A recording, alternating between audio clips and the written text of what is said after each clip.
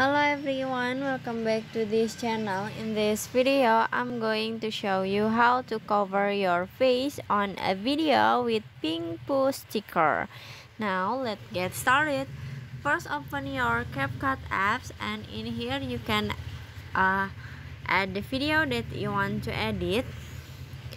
In here I have a video, but in here I wanna cover her face with a pink poo sticker.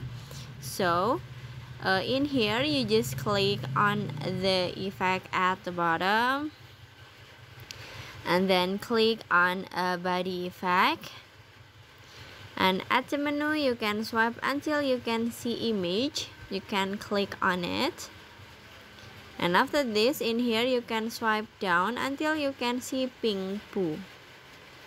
This one, you just click on pink poo and then click on the check icon, this one. And now you can set the pink poo sticker until the end of the video. And after this, in here you can adjust the pink poo, so you can click on the adjust at the bottom. In here you can adjust for the size. Okay, and after this, in here you just click on the check icon at the bottom. Finish. So that's how to cover your face on a video with pink poo sticker.